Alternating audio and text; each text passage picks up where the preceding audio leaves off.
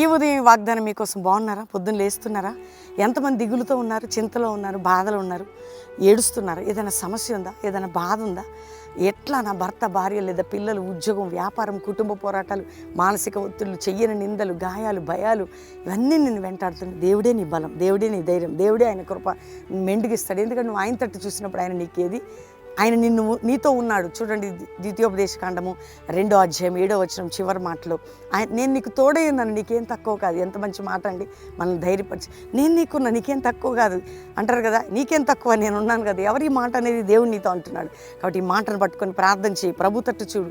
ఈ మాట నీ కుటుంబం నెరవేర్చబడబోతుంది. తండ్రి, ప్రతి బిడ్డను రక్షించి, రక్షణ లేని రోగులుంటే యేసు పొందిన గాయం చేసి స్వస్థపరిచి, అప్పుల బాధ, ఆర్థిక బాధ, కోర్టు కేసులు, మానసిక ఒత్తిడి, విడిపోయిన కుటుంబాలు, ఏ పోరాటం ఉన్నా విడిపించి, భూ సంబంధమైన కట్లను తొలగించి, ఎగ్జామ్ రాసే బిడ్డలు, జాబ్ లేని వారు, ఎన్ని సమస్యలు ఉన్న వారికి అందరికీ విజయాన్ని, విడుదలని మీరు దయచేసి మీ తోడు వారికి అనుగ్రహించి ఏం తక్కువ కాకుండా చేసి మహిమ పొందమని యేసు నామములో అడుగుచున్నాం తండ్రి, amen. God bless you. Pastor Praveen official Insta follow అవ్వండి. దేవుడు మిమ్మల్ని దీవించును గాక. ప్రైజ్.